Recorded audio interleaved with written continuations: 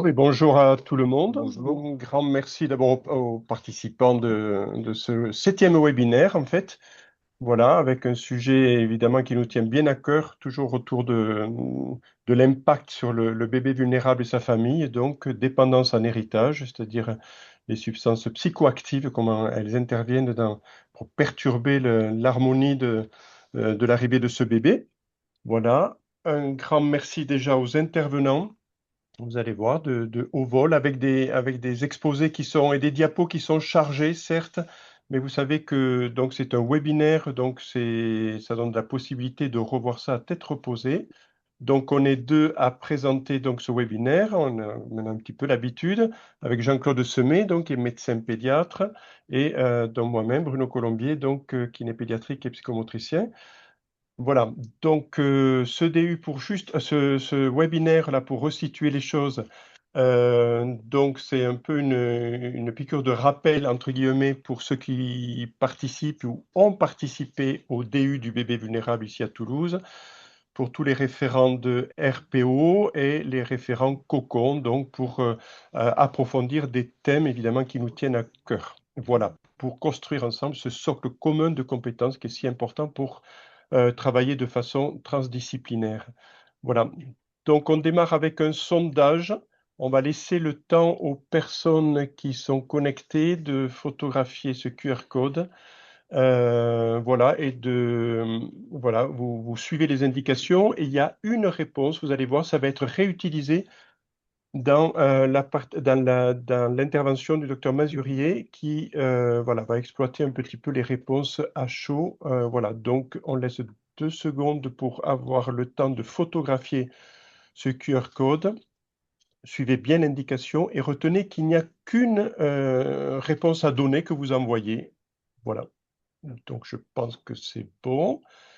Voilà, n'oubliez pas, voilà, donc cette question qui ouvre ce webinaire. Voilà. Et là, donc, on resitue un petit peu la règle du jeu. Vous savez maintenant que qui dit webinaire dit la possibilité d'être connecté en direct, mais également de pouvoir le revoir à distance. Que l'objectif global de ces webinaires, c'est cette approche du bébé vulnérable et de sa famille. Voilà, dans un souci de travailler de façon transdisciplinaire, de bien se connaître les uns les autres pour être le plus pertinent possible autour de ces familles. Voilà, les questions donc sont posées par chat, elles sont répertoriées, reçues là par Caroline là, qui nous accompagne, et donc elles seront redistribuées à la fin de tous les exposés en fait, où là on exposera donc ces questions qui seront redonnées aux intervenants. Voilà. Donc, voilà pour ça, le replay, le site RPO, etc. Donc, de ne pas filmer, pas photographier, etc. Voilà. Alors, donc, ce qui est important là pour ouvrir ce webinaire, c'est que évidemment, on a une banalisation actuelle et une augmentation de ces consommations, notamment de cannabis et de cocaïne. Les addictions sont loin de se limiter à l'usage de substances illicites. Et outre le tabac et l'alcool, hein, on connaît bien évidemment les effets sur la périnatalité et le développement, il y a une grande variété de consommations de stupéfiants et de pratiques addictives qui s'observent aujourd'hui, d'où la complexité de ce problème. Donc un tel phénomène, évidemment, nous a tenu à cœur d'être soulevé dans ces webinaires avec les nombreuses questions que cela pose et évidemment avec ces situations toujours évidemment très délétères pour notre sujet, à savoir le bébé et sa famille. Notamment, en plus, si le bébé est vulnérable. Voilà. Euh, on va parler des troubles des usages des substances psychoactives. Donc, on va essayer de les passer tous en revue. Bien évidemment, on en oubliera. Vous savez que ce qui nous préoccupe, nous, c'est l'action que peut avoir ces substances sur la construction cérébrale in utero du bébé. Et il est important de parler de la régulation épigénétique et le développement des systèmes sensoriels et neuroendocriniens du fœtus. Les mécanismes en jeu sont de 4 ordres: la neurotoxicité directe sur le cerveau, altération de la synaptogénèse, de la myélinisation, de la migration neuronale. On voit ça, par exemple, beaucoup avec l'alcool. L'hypoxie fœtale chronique, la vasoconstriction sécrétion placentaire, notamment avec la cocaïne, la dysrégulation du système de stress, on va en reparler juste après, et des circuits dopaminergiques, et enfin les effets épigénétiques transmis. En réalité, c'est la méthylation des gènes qui est modifiée, tout particulièrement ceux qui sont liés au stress et à la cognition, c'est-à-dire le NR3C1 et le BDNF.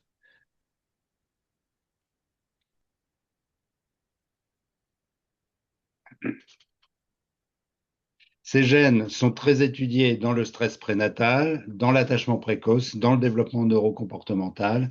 Et on va dire deux mots de ces mécanismes biologiques pour faire comprendre qu'un peu comme une botte que vous mettez dans la boue, quand vous avez retiré votre botte, il reste la trace. Et là, on est vraiment dans cette histoire d'environnement qui va s'inscrire dans la biologie et dans le développement de l'enfant. Le NR3C1 est un récepteur du cortisol, il va réguler la réponse au stress, il va travailler sur l'axe hypothalamo-hypophyso-surrénalien. Le BDNF est un facteur neurotrophique comme un fertilisant neuronal qui favorise le développement cérébral. Et quand on a un cortisol élevé, l'action de l'un sur l'autre va entraîner euh, une anomalie ou une dysostimulation de la plasticité cérébrale attendue chez l'enfant.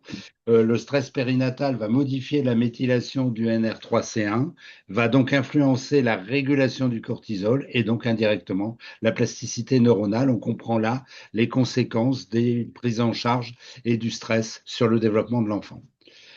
En dehors des conséquences à long terme, il faut aussi dire deux mots des conséquences immédiates. Vous savez que le syndrome de sevrage néonatal aux opiacés a longtemps été euh, la chose la plus importante pour les services de néonat, avec l'irritabilité, les trémulations qui surviennent tardivement, qui surviennent précocement dans les 24 à 72 heures, l'hypertonie, les cris aigus, les difficultés de prise alimentaire, les troubles du sommeil, et bien évidemment les troubles respiratoires, la déshydratation, la convulsion. Tout ceci a amené à un traitement du syndrome de sevrage aux opiacés. Aujourd'hui, les opiacés ne sont plus les toxiques les plus utilisés et une prise en charge centrée sur la régulation sensorielle et corporelle. On vient de parler du cortisol et de ses effets, le portage de cocooning, l'allaitement à soutenir, les HAD néonatales, l'accompagnement au retour à domicile, la qualité du lien parent-enfant,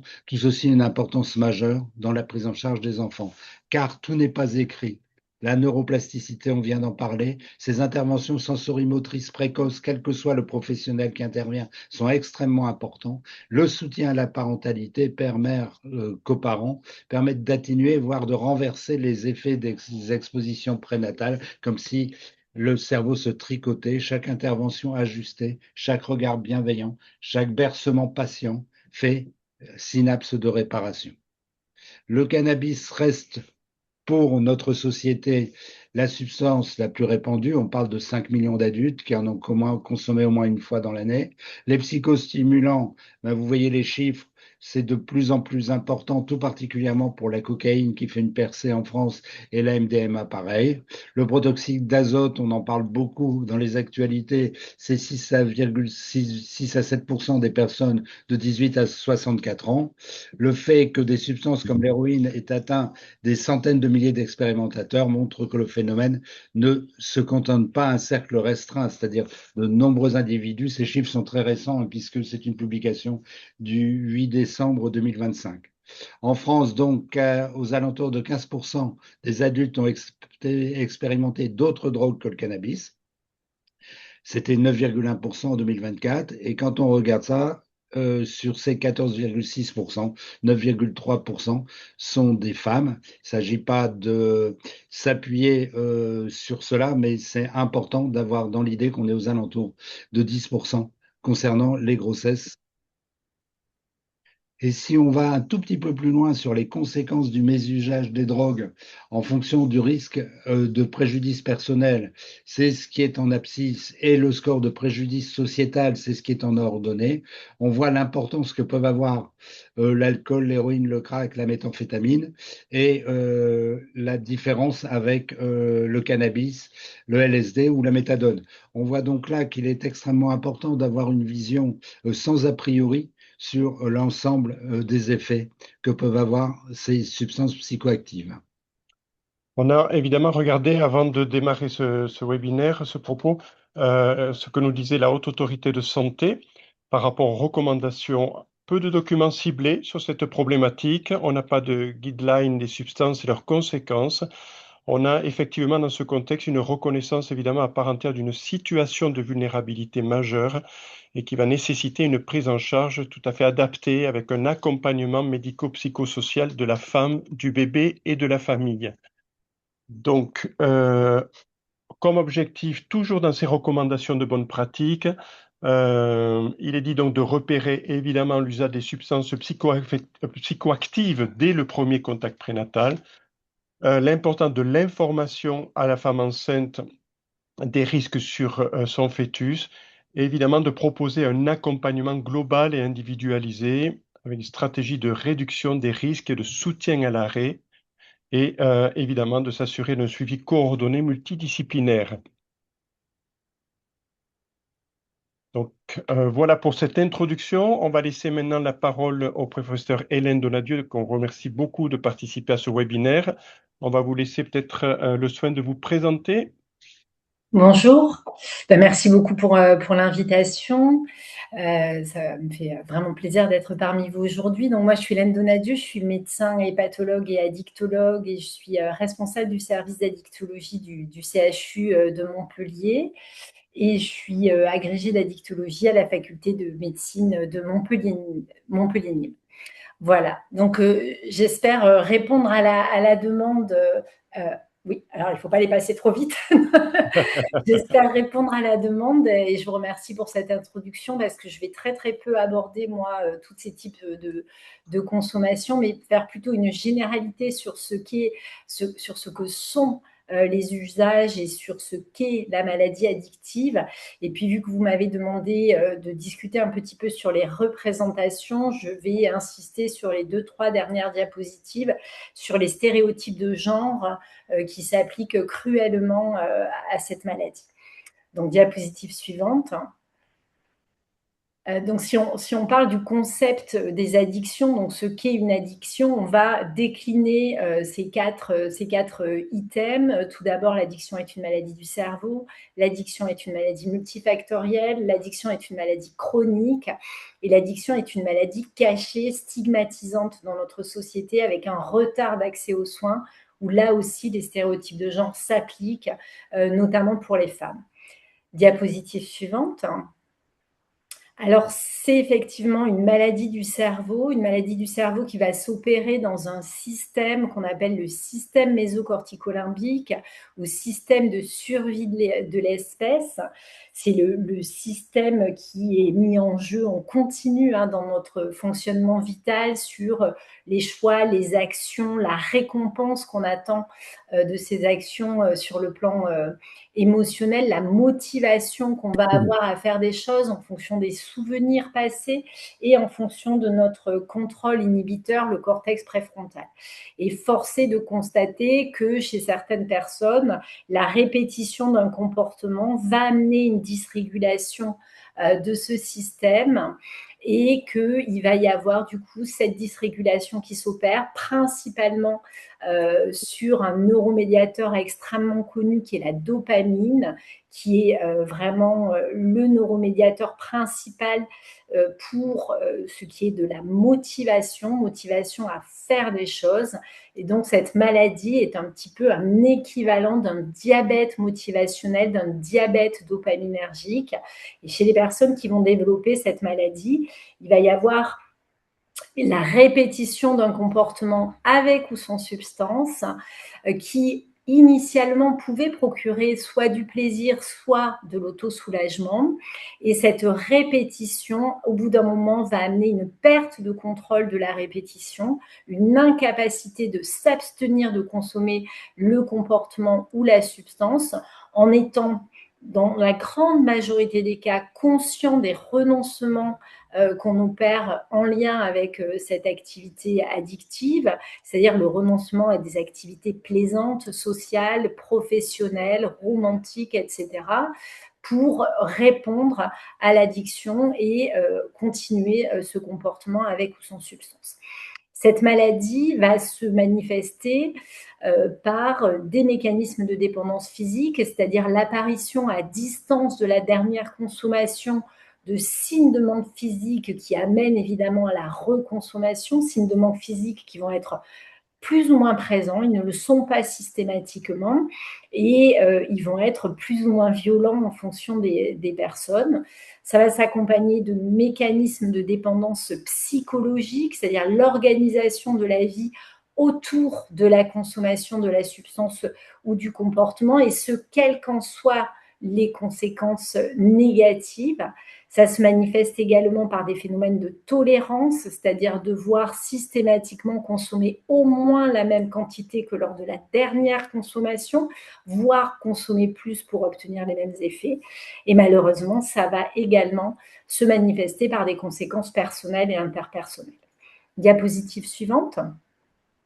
C'est une maladie multifactorielle et autre élément important, c'est une maladie du développement. On sait que la grosse majorité des premiers signes de la maladie addictive vont survenir entre 15 et 19 ans avec, du fait de ce côté extrêmement discriminant de cette maladie, un retard immense au diagnostic qui va de 15 à 20, 25 ans de retard au diagnostic.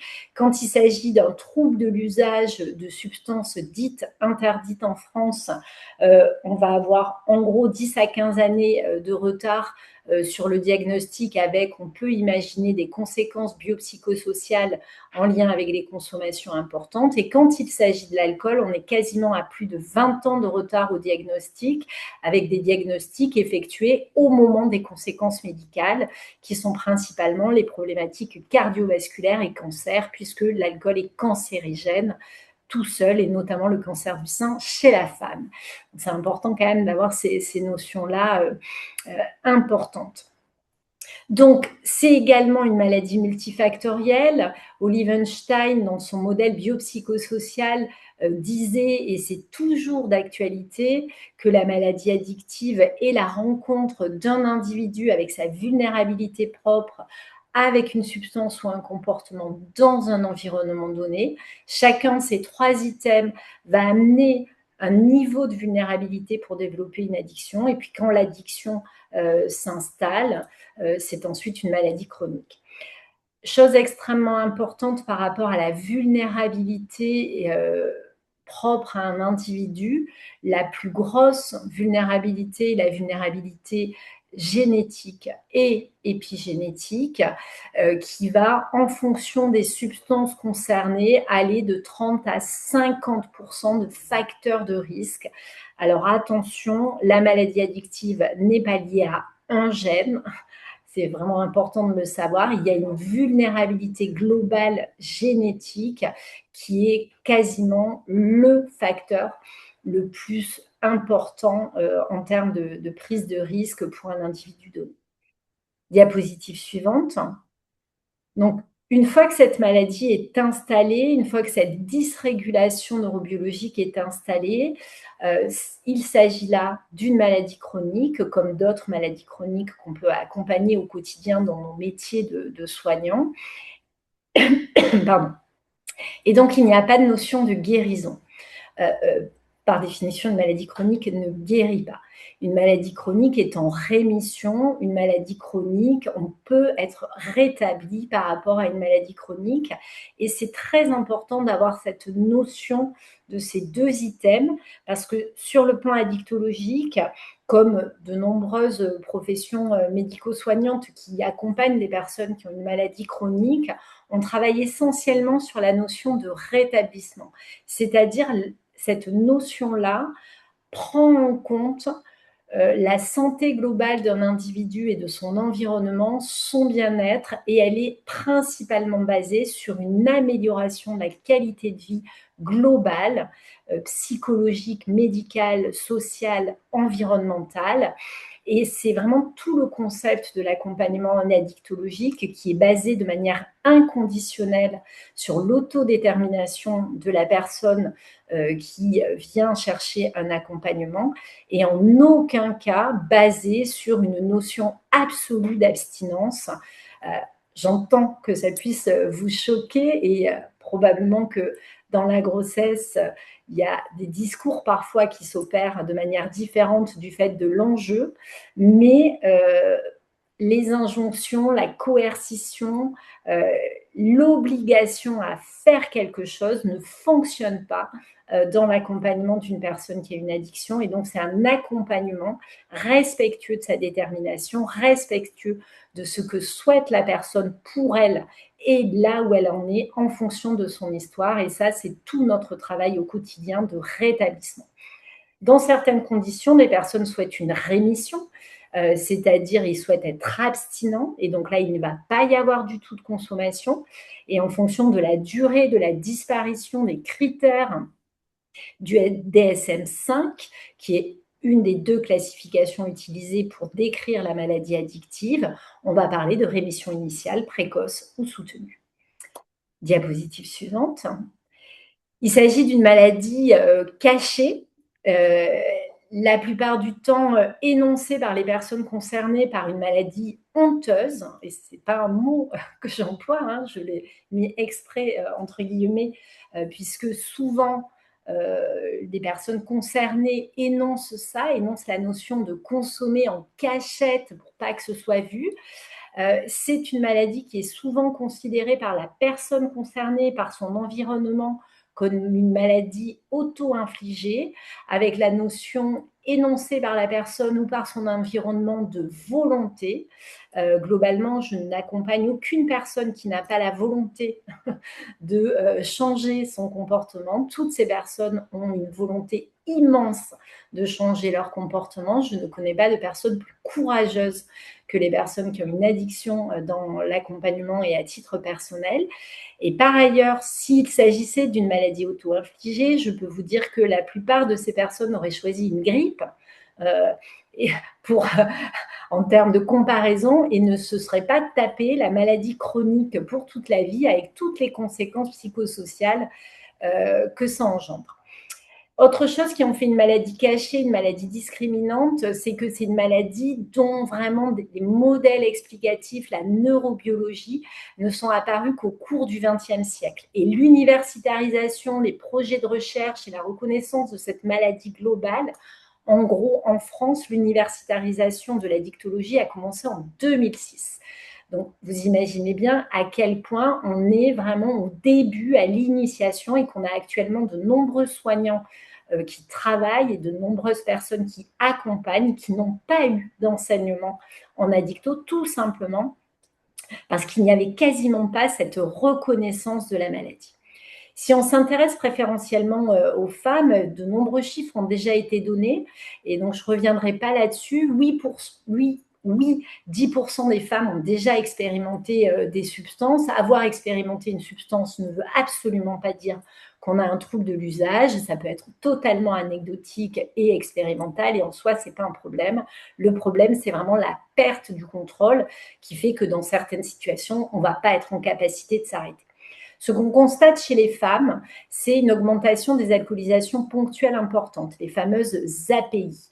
Donc, il y a plutôt une diminution globale de la consommation d'alcool en France, mais les femmes sont en train de rattraper le delta en termes de consommation hommes et femmes. Donc, ce n'est pas une réussite en termes de recherche de l'égalité entre les hommes et les femmes. Je pense qu'on serait beaucoup plus intéressés par rattraper les 23% de moins de salaire que nous avons à diplôme et activité professionnelle égale, ou alors s'arrêter de travailler en septembre, ce qui serait pour nous toutes plutôt une bonne nouvelle.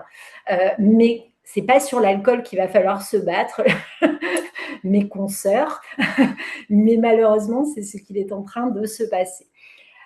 Une femme qui va avoir tendance à avoir un cumul de vulnérabilité, une stigmatisation multiple, et c'est ce qu'on appelle l'intersectionnalité.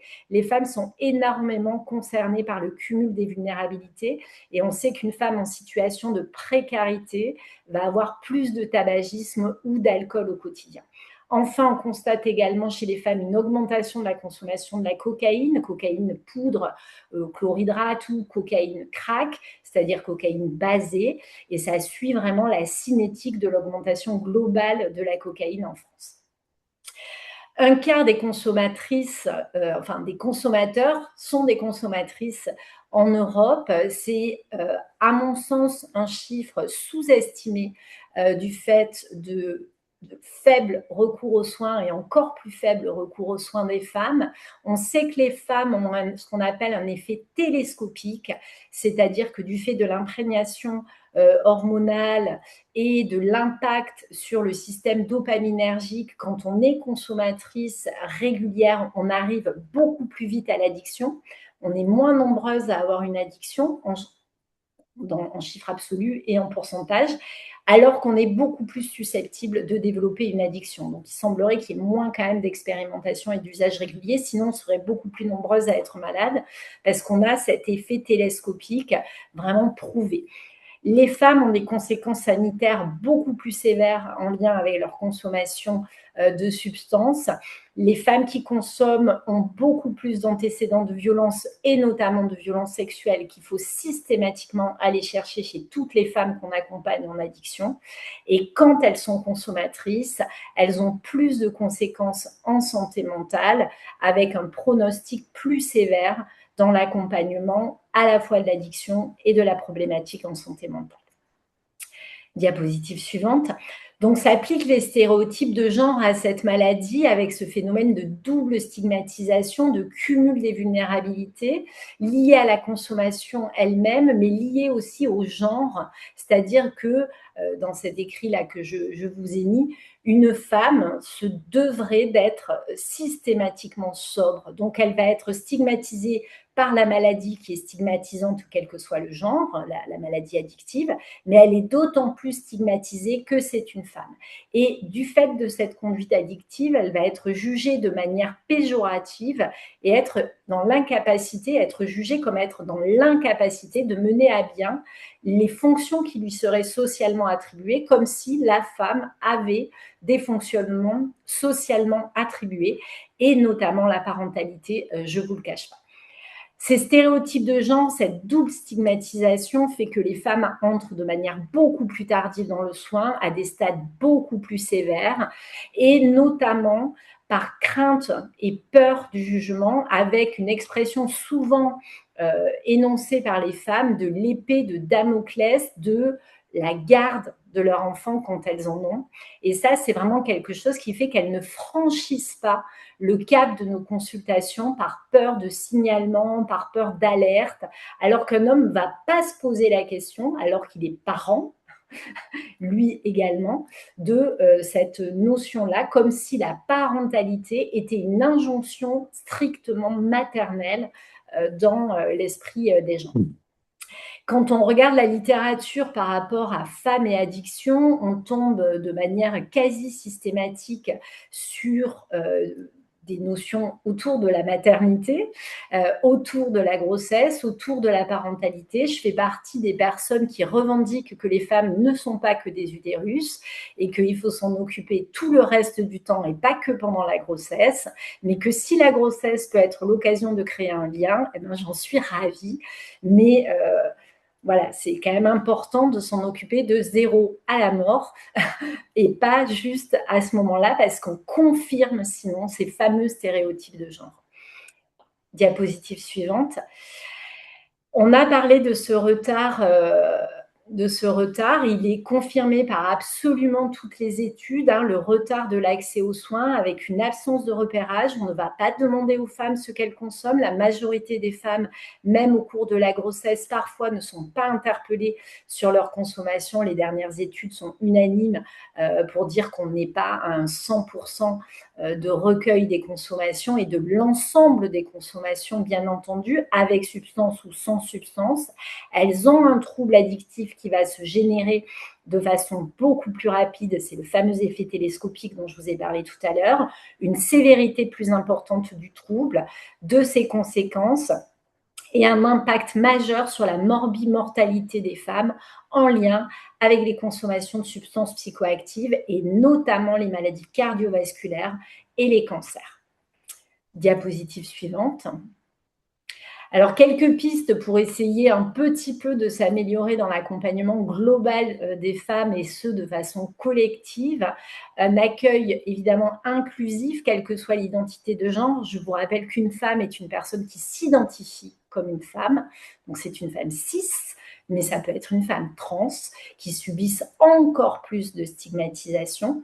Donc, il faut vraiment adapter son vocabulaire, ne pas la cantonner au rôle social que ce genre serait susceptible d'avoir et à sa fonction sociale, ne pas systématiquement l'identifier comme une potentielle mère. Il y a des tas de femmes qui ne souhaitent pas cette dynamique-là dans leur vie et elles subissent également une stigmatisation en lien avec ce choix personnel. L'idée, c'est d'accueillir les femmes là où elles en sont et ce, de manière inconditionnelle, et ce, même dans le cadre de la grossesse, en étant soi-même, comme dirait un vieux patron que j'ai rencontré il y a très longtemps, être à l'aise avec son malaise. C'est pas toujours évident d'accompagner une femme enceinte qui consomme énormément. J'en conviens que ça nous confronte, mais globalement, on l'accompagne là où elle a envie. La question se pose parfois des lieux en non-mixité. C'est une vraie question dans laquelle on pourrait accueillir des femmes et exclusivement des femmes et un accueil qui ne serait effectué que par des femmes également. C'est quelque chose qui est expérimenté. Je vous ai mis cette phrase-là de la maison Sainte-Marie à la Cano que vous devez toutes et tous connaître, évidemment, pour probablement y adresser des personnes que vous accompagnez. Cette question se pose parce que, en fait, on peut imaginer qu'en accompagnement addictologique, l'accompagnement en non-mixité est ultra pertinent, c'est une évidence. Et à la fois, on sait qu'au sein de la communauté des personnes accompagnées de genre féminin pour une addiction, il y a des sous-communautés qui ne se reconnaissent pas entre elles. Donc, l'idée, c'est de savoir jusqu'où on mène la non-mixité. Et je vous avoue que c'est une réflexion que j'ai actuellement parce que j'envisage d'effectuer une demi-journée par mois en non-mixité sur l'accueil des femmes et autres identités de genre pour voir un petit peu les résultats sur le plan qualitatif de cet accompagnement et si ça libère ou pas la parole. Et la dernière diapositive, ben voilà, j'ai terminé. Excusez-moi. Merci beaucoup. Un grand merci à vous pour cet exposé très, très intéressant. Voilà, donc possibilité de continuer à poser vos questions qui seront débattues en fin de webinaire. Alors attention, on a des retours comme quoi le QR code est difficile à capter, donc voilà, on va faire avec, mais apparemment ça ne fonctionne pas, donc ça c'est pour un message pour le docteur Mazurier. Ce sera pour autrefois. Voilà, alors on va essayer de garder le temps parce que voilà, on va essayer. Donc on passe maintenant au docteur Michel Dugnat par rapport à un médecin pédopsychiatre qui va d'ailleurs se présenter par rapport à l'attachement. Oui, je tiens d'abord à remercier Ania Yayaoui qui m'a donné un sérieux coup de main sur cette présentation. Sur le thème attachement, on aura l'occasion de revenir. Ayez en tête, s'il vous plaît, que la théorie de l'attachement, d'une part, est une théorie relativement scientifique, ce qui est quand même un truc important, et puis que le terme d'attachement, dans la théorie de l'attachement, indique qu'il s'agit de l'attachement de l'enfant en direction de la mère. Donc le terme attachement est un terme ambigu, il faut toujours savoir dans quel sens il est utilisé. Fin de la parenthèse. Diapositive suivante. Donc on passe, parce qu'on vient d'en entendre parler, la référence est la même, c'est Goodman. On passe aussi parce qu'on a déjà fait le tour de ces choses-là, simplement la référence est relativement fraîche. Alors, sur cette chose-là,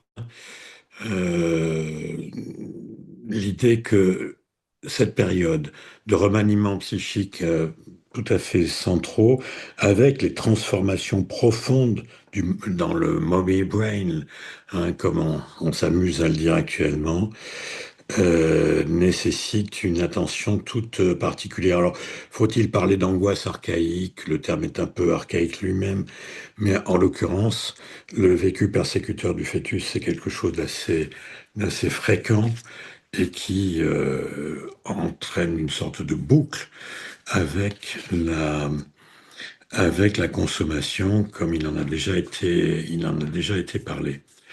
Donc l'ouvrage que je cite est hautement recommandable, c'est-à-dire que psychiatrie et psychopathologie périnatale ont à voir avec l'addiction et la question du positionnement de l'addiction à l'intérieur ou à l'extérieur de la psychiatrie est une question qui ne devrait pas avoir lieu d'être. Diapositive suivante. Donc, la- cette période est importante pour les psychiatres de psychiatrie périnatale dont je fais partie, une discipline que j'ai contribué à faire exister en France. Nous avons besoin actuellement, pour des raisons qui sont évidentes et qui tiennent à ces fameux 1000 jours dont vous avez sans doute entendu parler, d'investir dans le cerveau des bébés qui affronteront les années 2050 et nous devons leur donner un maximum de chances, comme le rapport auquel le nom de Boris Cyrulnik est attaché l'a rappelé il y a 4 ou 5 ans.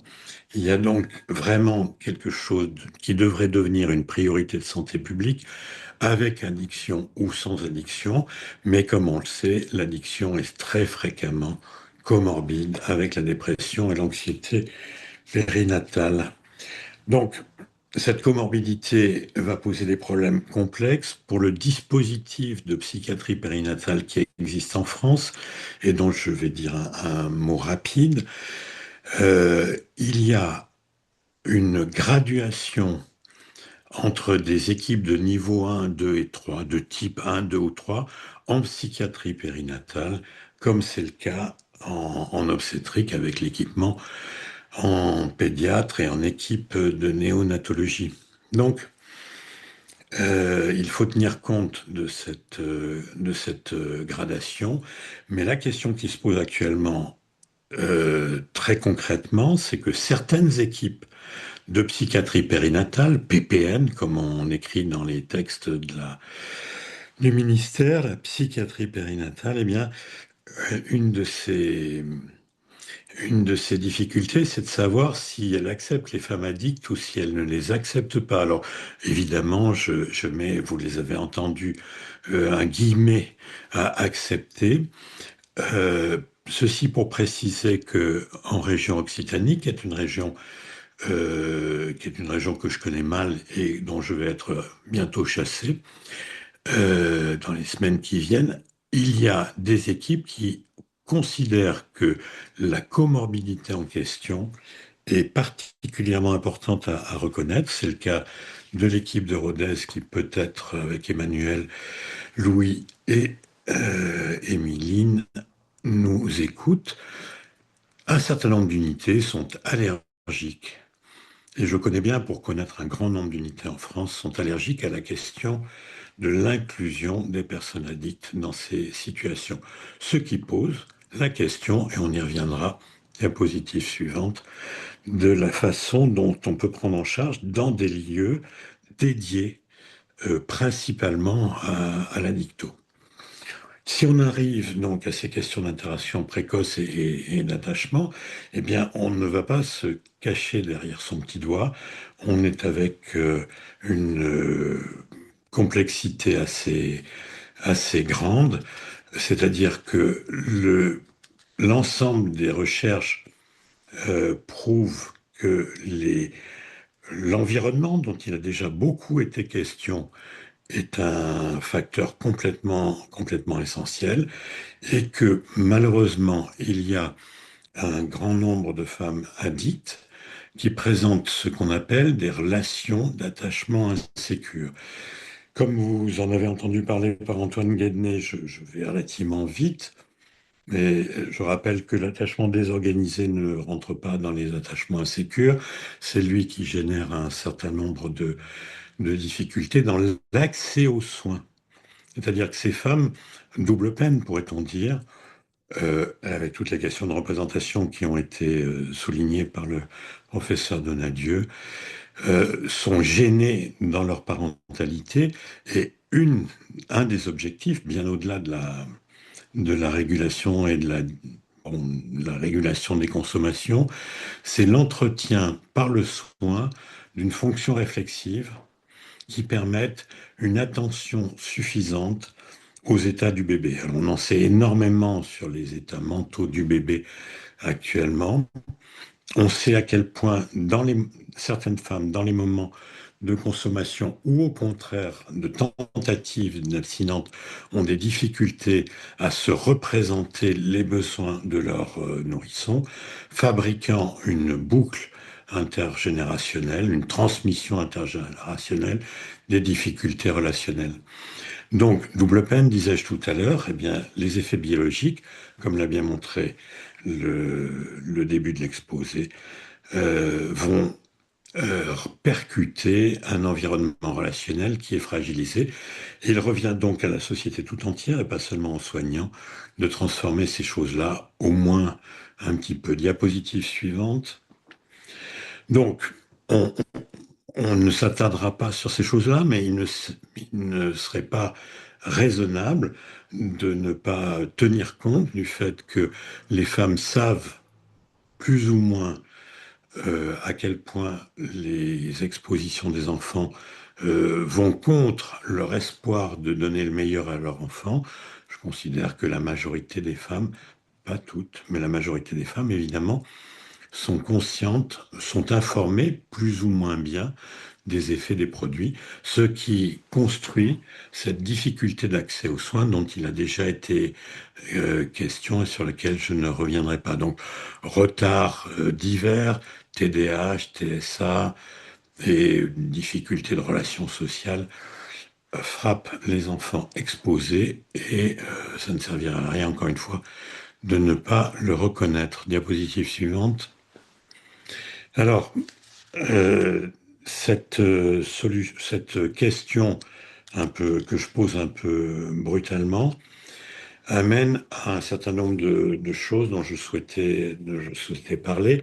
Je pense que mes conclusions vont dans le sens de ce qui a déjà été dit, mais je voudrais insister sur l'existence d'une ébauche de psychiatrie et de santé mentale périnatale qui passe par l'entretien prénatal précoce et l'entretien post-natal précoce, et annoncer aussi qu'en principe, la Direction générale de la santé va rendre systématique, alors on ne va pas dire obligatoire parce que c'est systématique, le repérage de la dépression anténatale. On a trop longtemps en France beaucoup passé de temps sur la dépression postnatale, mais la dépression anténatale est tout à fait comparable, si on peut dire, en termes de prévalence en particulier,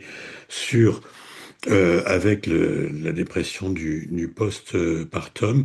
Il y a donc quelque chose à faire et qui, je pense, sera fait avec une échelle que la plupart d'entre vous connaissent sans doute.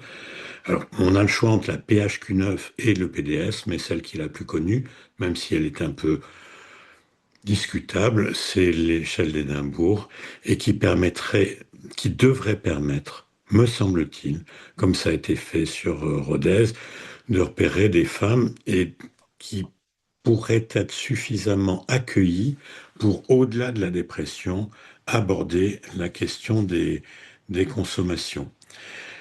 En d'autres termes, l'intervention doit être coordonnée, on y reviendra, d'autres le diront mieux que moi, non pas en transdisciplinaire, ça veut rien dire transdisciplinaire, mais en pluriprofessionnel et surtout en pluri-institutionnel. Ce travail doit rendre possible un soutien coordonné avec du travail en réseau sur la parentalité, à la rubrique plus facile à dire qu'à faire. Et l'enjeu, c'est donc d'empêcher, de limiter ces répétitions intergénérationnelles qui font que, bien sûr, comme le prévoit le Code de la santé publique, j'espère que je ne dépasse pas trop mon temps, Jean-Claude dit le moi, comme le prévoit le Code de la santé publique, les soins dans cette période-là concernent, et je vais être provoquant, le père, la mère et le bébé, puisque c'est par le biais de du travail sur l'interaction précoce parent-bébé qu'on peut protéger le développement de l'enfant et donc le suivi de l'enfant, le suivi des parents, mais aussi la prise en compte, autant qu'on puisse faire, parce que c'est compliqué l'interaction, de la qualité ou des difficultés de l'interaction, doit être, comme prévu par le Code de la santé publique, une priorité. Dans le cas de l'addiction en période périnatale, qui est une pathologie complexe, on peut avoir le sentiment de temps en temps d'une impasse thérapeutique. Cette impasse thérapeutique, c'est une impression, la nécessité d'une prise en charge précoce, graduée, j'y ai déjà insisté, coordonnée entre les différentes institutions et intégrée, permet relativement souvent de fabriquer quelque chose d'un cocooning, passez-moi le jeu de mots, qui permettent de limiter les conséquences sur le parent et sur l'enfant de la dépression, de l'anxiété et de l'addiction.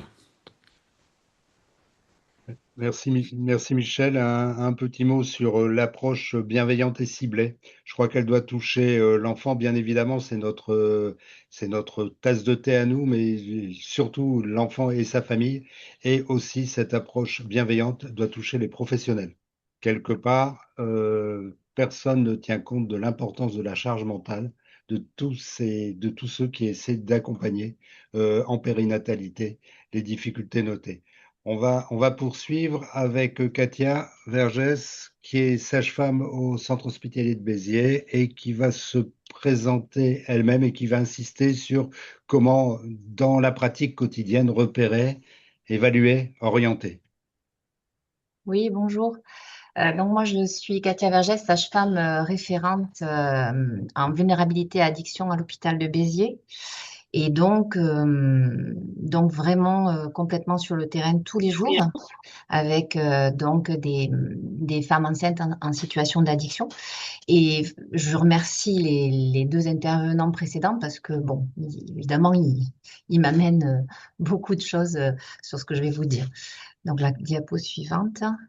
Donc, en premier, on va être sur 3 axes. Donc, en premier, le repérage, évidemment, hein, pour les femmes enceintes. Donc, par qui? Évidemment, tous les professionnels du suivi de la femme enceinte, le plus tôt possible. Sur tout ce qui va être prévu, donc le suivi de grossesse, les échos, l'entretien prénatal précoce. Mais en fait, on doit aussi y penser, ce repérage, sur les consultations non programmées aux urgences et puis lors des hospitalisations. Donc, diapo suivante. Et donc là, je vous ai mis pour vous expliquer le suivi d'une femme enceinte, finalement, quoi de mieux que la frise qui a été faite au RPO avec le suivi d'une femme enceinte et le suivi postnatal, et où on voit sur juste une grossesse normale déjà tous les intervenants que la patiente, elle va pouvoir rencontrer, la patiente avec le coparent. Hein. Et donc, en plus de l'entretien prénatal précoce, il y a aussi le bilan prénatal de prévention qui est peu fait, mais qui peut aussi être un moment de repérage. Et puis, sur le postnatal, on va effectivement jusqu'à l'entretien postnatal précoce.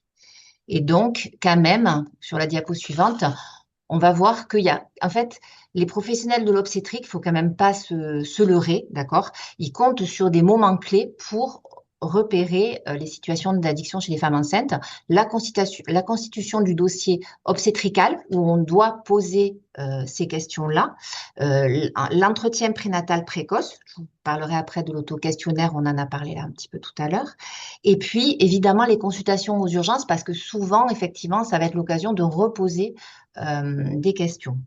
Donc, En fait, c'est bien de dire ça, mais comment est-ce qu'on fait? J'ai mis 2 liens sur le RPO, la thématique vulnérabilité, et puis la petite fiche technique, comment aborder les consommations de substances. Parce que, en fait, c'est pas très, très facile, on va pas se leurrer non plus.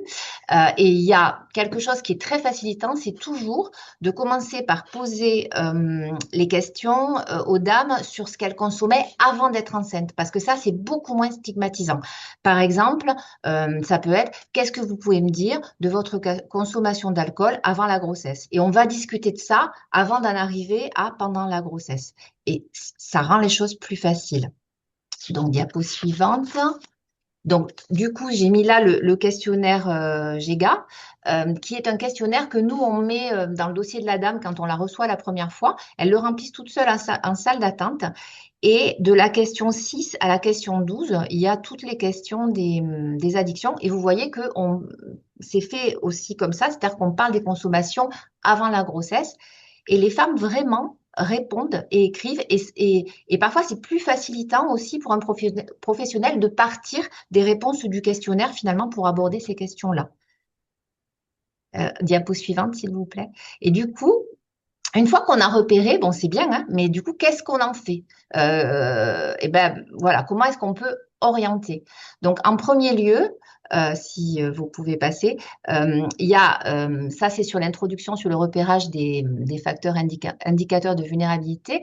On dit, et c'est la base, qu'il faut prendre en compte les professionnels de confiance des parents. C'est-à-dire qu'on va d'abord travailler avec les professionnels qui sont autour de la femme enceinte et du coparent. Et on dit qu'il faut co-construire un maillage pluridisciplinaire, etc. Moi, j'aime bien la phrase qu'on peut dire aux dames, j'ai besoin de me faire aider, moi, professionnelle, pour vous accompagner au mieux. Mais, et on l'a dit tout à l'heure, parfois les patientes, elles arrivent en fait dans la grossesse et la grossesse, ça va être l'occasion d'entrer dans du soin parce qu'en fait, elles ont pas forcément de professionnels autour d'elles. Et c'est là que nous, on va pouvoir orienter. Mais ce qui est hyper important, c'est d'expliquer l'intérêt de ces orientations et que la dame, elle comprenne le plus-value de ça. Qu'est-ce que ça va apporter dans cette situation-là? Et c'est vrai que ce qui marche bien, c'est d'expliquer aux gens qu'en fait, on va vous proposer un suivi pour que vous alliez le mieux possible et votre bébé aussi. Voilà. Et ça, c'est assez efficace comme phrase. Et donc, sur la diapo suivante, du coup, quand on a travaillé toutes ces orientations, on en arrive à de la pluridisciplinarité.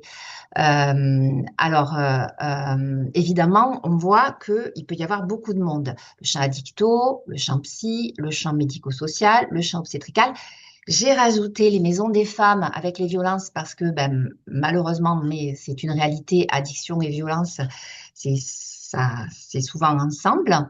Et donc, sur la diapo suivante, du coup, voilà, moi, quand j'ai une dame face à moi, je vais me le représenter parfois comme ça, c'est-à-dire la dame et le coopérant au milieu, donc voilà, et avec tous les professionnels qu'il peut y avoir autour et qu'on peut être amené à solliciter.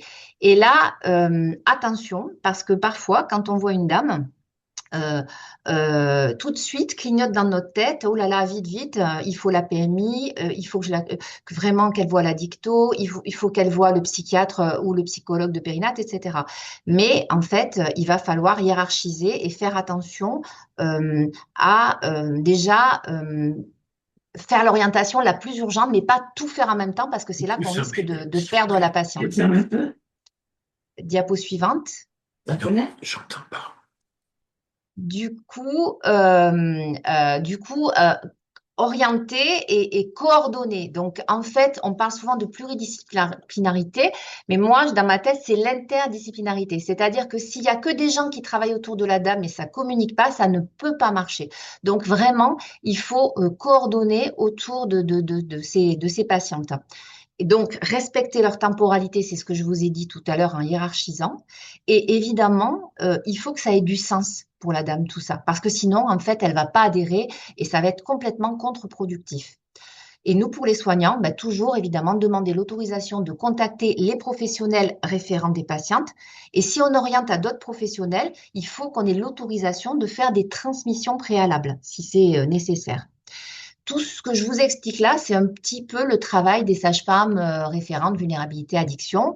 Maintenant, on a depuis 3 ans, dans toute l'Occitanie, on a des sages-femmes vulnérabilité qui sont venues en renfort avec l'organisation des staffs médico-psychosociaux. Donc, ça, c'est des staffs où on présente les dossiers des patientes et pour travailler en interdisciplinarité avec leur accord. Et elles doivent donner, voilà, elles doivent être d'accord avec ça. Par contre, il peut y avoir des concertations. Et là, elles sont informées, mais ça, c'est vraiment sur les situations les plus graves. Donc, en lien, vous aurez la carte des sages-femmes vulnérabilité addiction en Occitanie. Et donc, la diapo suivante. Du coup, quand on coordonne, en fait, on a enfin, je vais vraiment vous dire qu'une sage-femme, elle a toujours le bébé dans la tête, en anténatal. Voilà. Et donc, on anticipe le postnatal. Donc, on va discuter du lieu de suivi d'accouchement. Ça, je sais que ça peut être sensible, mais c'est à déterminer selon ce qui est possible pour la dame et les parents, ce qui va être indiqué pour l'enfant, niveau 1, 2, 3, en fait, selon les consommations, mais leurs effets. Parce que si, par exemple, il peut y avoir un retard de croissance, une menace d'accouchement prématuré, etc., enfin, pas mal d'effets, et ce qui va être possible pour les professionnels. C'est-à-dire qu'une dame, elle peut être super bien suivie en niveau 1 par un gynéco, voilà. Mais, par exemple, s'il y a un bébé de petit poids en retard de croissance, le pédiatre du niveau 1, il peut être en difficulté, lui, pour que cet accouchement se fasse là. Donc, tout ça doit être discuté et doit être expliqué. Et donc, en suivant, on va organiser des consultes pédiatriques, effectivement, en anténatal, vers 32-34 semaines. Et c'est là aussi, on va discuter du parcours cocon, on va expliquer aux dames, et puis la durée de séjour qui va être anticipée. Et on va anticiper en fait, qui suivra la mère et le bébé au retour à domicile. On est déjà en train de préparer le postnatal. Et puis, on a aussi quelque chose qui est hyper important à faire, c'est d'écrire des transmissions, si possible avec la dame et le coparent. Ça, si on arrive à le faire avec eux, c'est super. Pour les équipes de salle de naissance, les équipes de suite de couche et les équipes de néonatologie. Donc, on continue cette coordination. Pour l'accouchement, on aura parlé du projet de naissance avec la dame ou les parents. Et on aura parlé aussi, parce que ça, c'est quelque chose à aborder, parfois du dosage des toxiques à l'entrée en salle de naissance, qui sont proposés à la mère, qui sont pas, si elle peut le refuser, et par contre, qui sont souvent demandés par les pédiatres pour le bébé. Donc, c'est bien qu'elle soit prévenue.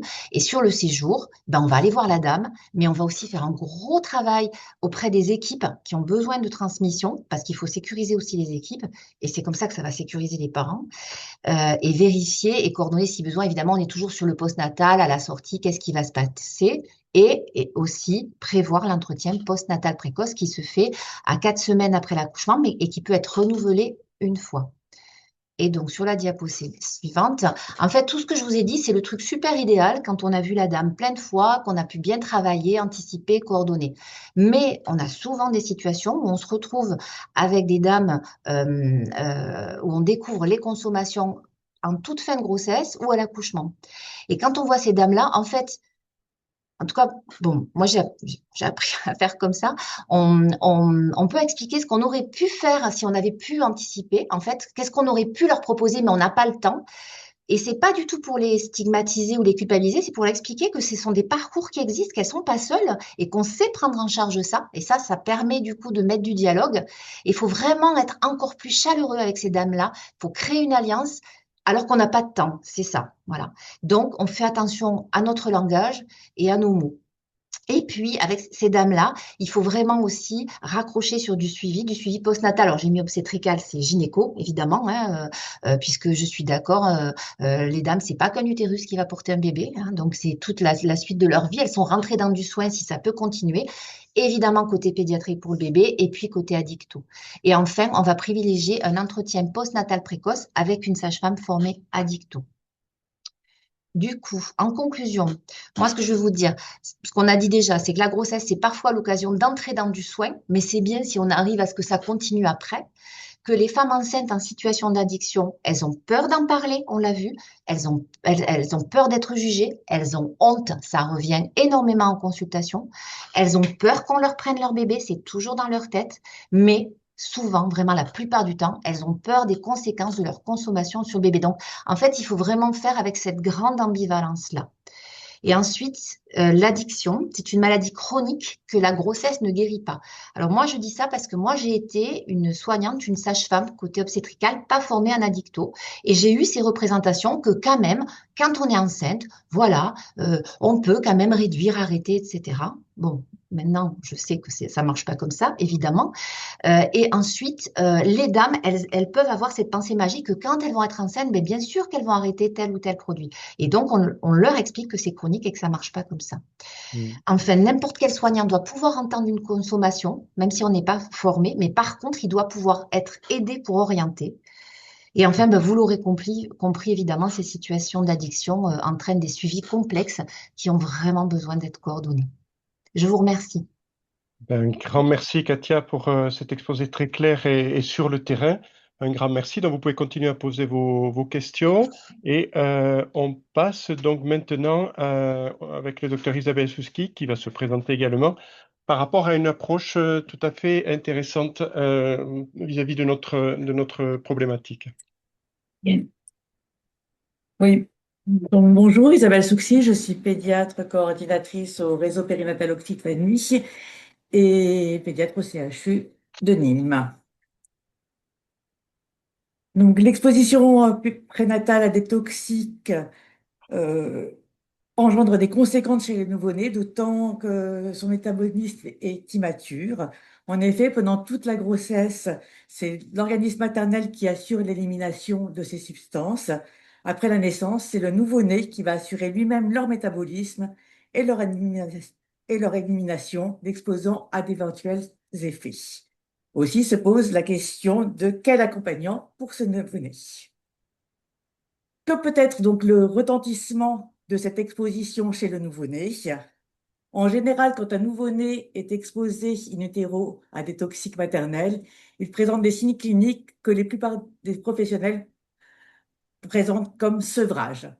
Mais en réalité, de quoi s'agit-il? Est-ce une imprégnation? Est-ce un sevrage? Cette distinction est importante pour comprendre les effets des nouveau-nés des substances psychoactives chez le nouveau-né et pour pouvoir mieux prendre en soin ce nouveau-né et leur famille. Diapositive suivante. Donc, quand un produit est pris par la mère pendant la grossesse jusqu'à la naissance, il peut imprégner le nouveau-né en fonction du temps écoulé depuis la dernière prise et de la demi-vie du produit, sachant que la demi-vie du produit est allongé chez le nouveau-né, d'autant plus s'il est prématuré. Le syndrome d'imprégnation est caractérisé par une absence d'intervalle libre après la naissance, des symptômes néonataux qui sont correspondant aux effets pharmacologiques attendus chez la mère, mais également aux effets, peuvent être aussi également des effets indésirables décrits chez l'adulte. L'évolution est en général spontanément favorable. Diapositive suivante. Des symptômes de sevrage peuvent survenir chez le nouveau-né lorsque la substance ou le médicament commence à s'éliminer, c'est-à-dire après, donc, aux alentours de 5 demi-vies, qui correspond à 97% de l'élimination du produit. L'élimination totale du produit se faisant après 7 demi-vies. À l'exclusion de la consommation maternelle d'opioïdes, ces symptômes sont généralement similaires, quelle que soit la classe médicamenteuse, et l'intensité et la durée dépendent de la durée du traitement maternel.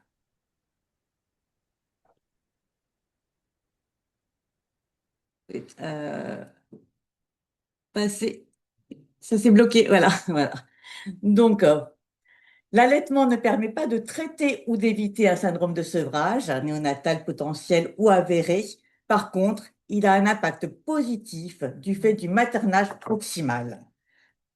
De manière générale, un syndrome de sevrage est relativement rare après un traitement par psychotrope en dehors de la dépendance maternelle aux opioïdes, où le syndrome de sevrage peut apparaître dans 50 à 90% des cas, mais également après donc par un traitement par benzodiazépine et dans une moindre mesure à la nicotine.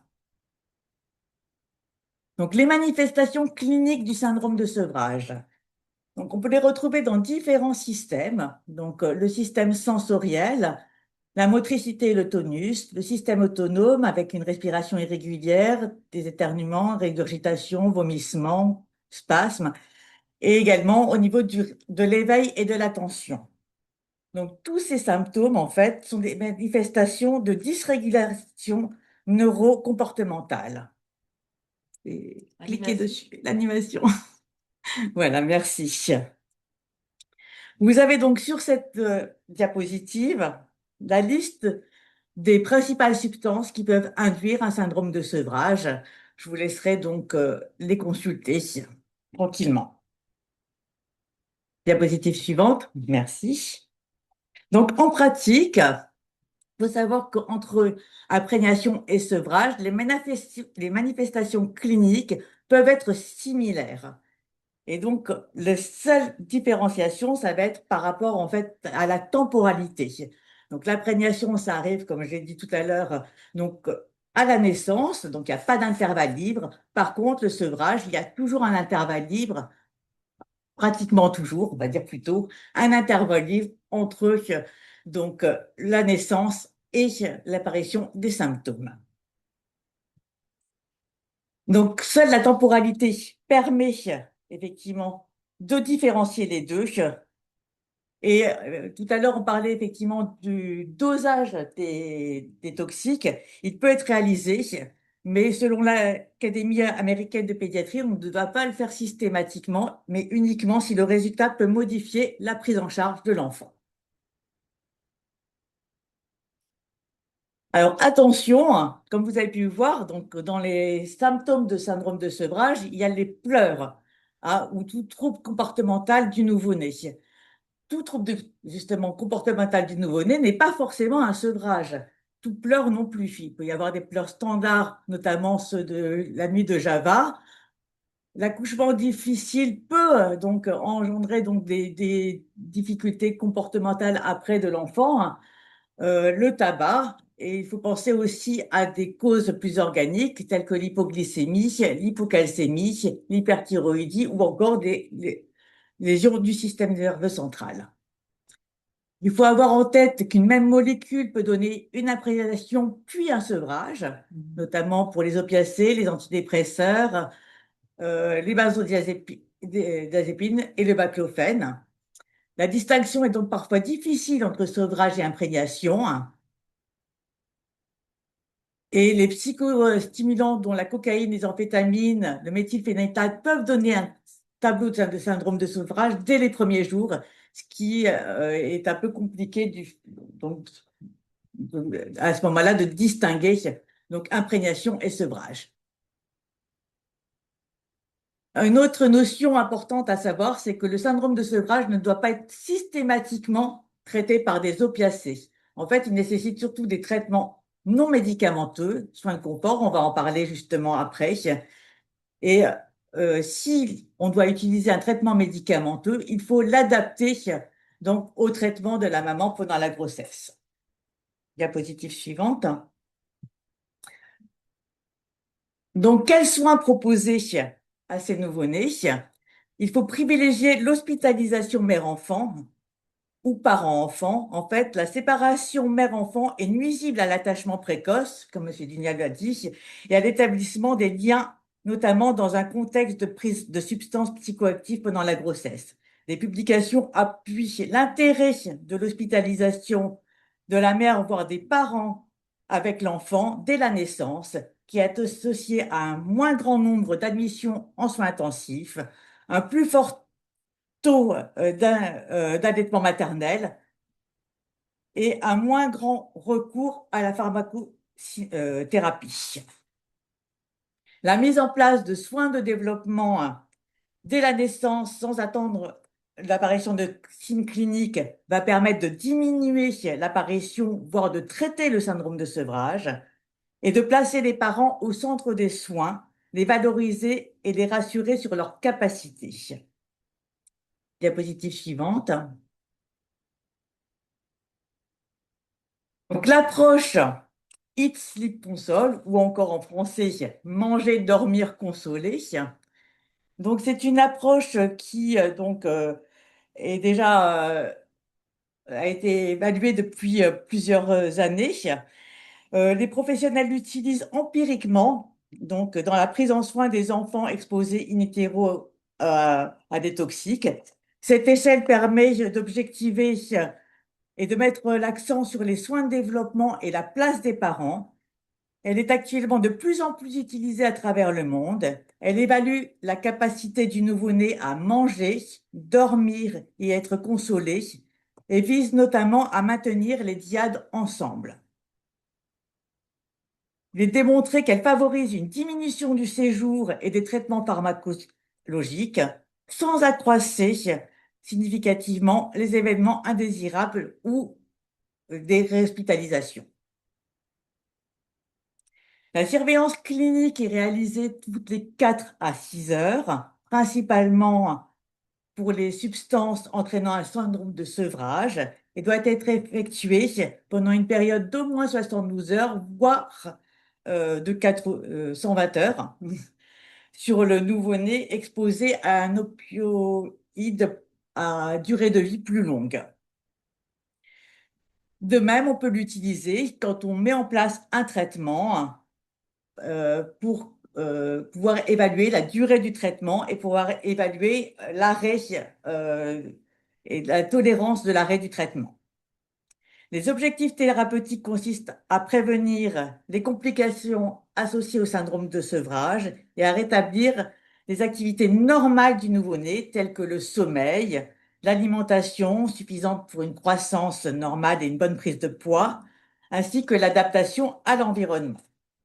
En pratique, on évalue comment le bébé tète, si son sommeil entre 2 tétées est d'au moins 1 heure et s'il peut être consolé en 10 minutes ou moins. Dans le cas contraire, on commence par renforcer les interventions non pharmacologiques, les repas à la demande, l'allaitement maternel. On essaie d'évaluer si effectivement il a bien été mis en place. On peut proposer des portages, emmaillotage, diminuer les stimulations auprès des parents et surtout s'assurer de la présence parentale et inciter les parents à rester avec leur nouveau-né. Si toutes ces interventions ne marchent pas, à ce moment-là, on peut proposer un traitement médicamenteux. Celui-ci est proposé surtout en cas de sevrage opiacé. Si effectivement c'est un syndrome de sevrage aux opiacés, on pourra utiliser la morphine ou la méthadone. Et comme je l'ai dit précédemment, si ce n'est pas un sevrage aux opiacés, donc il faudra se fier, s'adapter au traitement maternel que l'enfant avait pendant la grossesse. Enfin, merci pour votre attention. Merci Isabelle. Quelques éléments de référence bibliographique. Oui. On repart sur le site d'OGEGA, on repart les référentiels RPO, mais vous retrouverez tout ça en replay ou sur la chaîne YouTube du RPO. Madame Destando, dans les Landes, qu'est-ce qui se passe? Eh bien, écoutez, il fait très beau. Donc, bonjour, bonjour à tous. Merci beaucoup de m'avoir invité à ce webinaire. Alors, mon diaporama est très très court, donc on peut le laisser tourner, je pense, un peu en continu. Voilà, parce qu'il y a très peu de vignettes. C'était au moins pour que vous puissiez voir la maison, l'endroit et l'environnement du coup où évoluent les mères avec les enfants. Donc, je vais tenter dans ce temps court de vous présenter et le centre et vraiment une petite vignette clinique qui illustre une petite partie de ce que l'on peut faire. Donc, je m'appelle Stéphanie Destando, je suis donc la directrice du XAPA Broc 10. Donc, c'est un centre de soins d'accompagnement et de prévention en addictologie. Donc, il est situé à Saint-André-du-Seigneur dans les Landes. Donc, c'est un XAPA avec hébergement de 23 places qui dispose d'un appartement thérapeutique. La spécificité du XAPA est d'avoir une unité d'accueil mère-enfant de 5 places pour des femmes enceintes ou des mères avec leurs jeunes enfants jusqu'à l'âge de 3 ans. Mais nous pouvons aussi accueillir des mères dont les enfants sont placés avec le père ou en garde avec un membre de la famille. Alors, les objectifs principaux sont d'accueillir des mères avec leurs enfants, des femmes et ou des hommes majeurs ayant des conduites addictives avec ou sans substance, préalablement engagés dans un processus de soins. On propose un espace-temps thérapeutique avec l'aménagement d'une pause structurante, c'est-à-dire planning, rythme de vie au quotidien.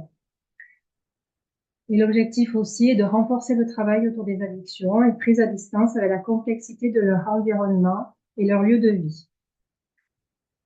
Pour l'unité mère-enfant, il s'agit de stabiliser la situation maternelle sur le plan addictologique, médical, psychologique et social, de préserver la santé et la sécurité de son bébé durant une phase sensible de son développement de 0 à 3 ans. Et également de soutenir la parentalité, de favoriser le lien mère-enfant. Alors, l'accompagnement au XAPA se fait selon des principes fondamentaux, c'est-à-dire que les résidents sont volontaires et libres de venir et de partir. Chaque patient-patiente a un contrat de séjour, un projet personnalisé d'accompagnement qui se décline au sein d'une vie en collectivité. Et l'idée, c'est qu'on est ici pour en sortir, pour s'en sortir, et l'importance des liens avec l'extérieur. Et l'importance aussi d'une différenciation des temps et des espaces, les ateliers, là où on prend les repas, les sorties, les entretiens divers.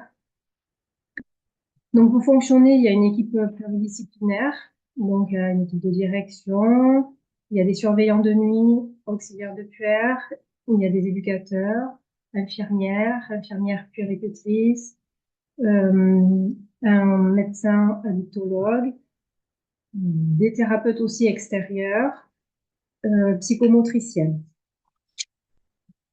Alors, le quotidien du XAPA se réalise à travers le partage d'activités entre les résidents et les équipes soignantes. Donc, ils sont en atelier tout au long de la semaine, du lundi au vendredi. De nombreux ateliers sont proposés, tels que la cuisine, la menuiserie, le sport, le cheval, des ateliers d'éducation thérapeutique, yoga, sophrologie. Bon, vous pourrez en citer d'autres. Et également des activités aussi mère-bébé, comme bébé nageur, l'atelier voix et chant périnatal.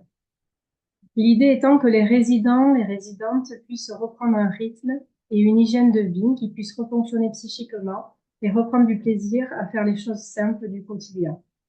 Ce cadre sécurisant, et vraiment j'appuie sur ce point-là, et contenant aussi de la structure, permet à ces personnes de se poser, de pouvoir travailler sur leurs problématiques. L'intérêt du séjour au XAPA réside dans le fait que chaque résident puisse garder une trace de leur passage qui pourra par la suite leur servir dans leur parcours si chaotique parfois. Le travail partenarial est essentiel au bon déroulement de ce séjour parce que c'est avec les équipes addictologiques, ambulatoires, les hôpitaux, cliniques, les services sociaux, et bon, et plein d'autres personnes aussi, mais que nous travaillons dans toutes ces demandes d'admission. Ils seront le lien tout au long du parcours, avant, pendant et après le séjour.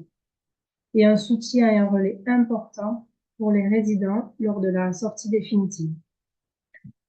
Et concernant l'unité mère-enfant, comme je disais tout à l'heure, le séjour permet de soutenir et de favoriser le lien mère-enfant pour permettre à des mères ayant des problèmes d'addiction de pouvoir rester auprès de leur enfant et de s'en rendre compte, voilà, de ce qui se joue dans sa relation, pour elle aussi, etc. Alors, pour illustrer cette présentation voilà, rapide sur les grandes lignes, vous aurez à la fin, il y a un lien par rapport à une vidéo sur Internet qui dure 25 minutes. Donc, il peut être voilà, visionné si vous tapez sur la recherche Google. Donc, vous pourrez avoir quelque chose d'un peu plus complet. En tout cas, pour illustrer cette présentation, je vais vous raconter le récit de Mai et de Axe. Donc, je vais lire d'abord son témoignage à elle, qui a été réalisé avec elle, avec une éducatrice du XAPA jusqu'à son accouchement. Et je continuerai en donnant les différentes étapes clés de l'accompagnement.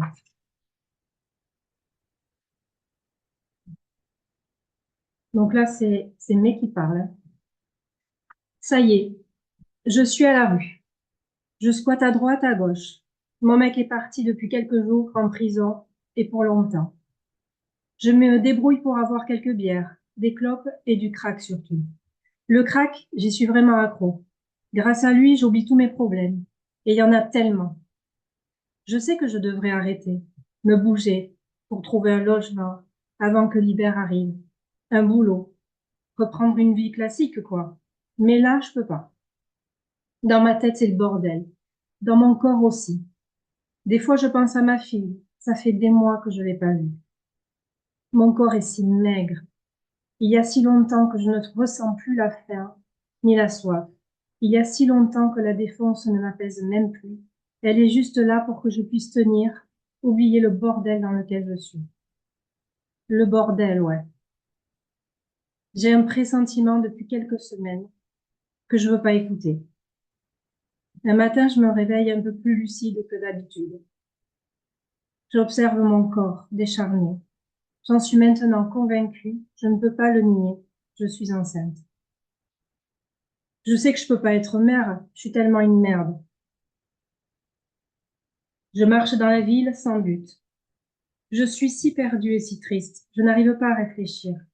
Je pousse finalement la porte d'un centre social où j'ai déjà rencontré une assistante sociale quelques mois plus tôt.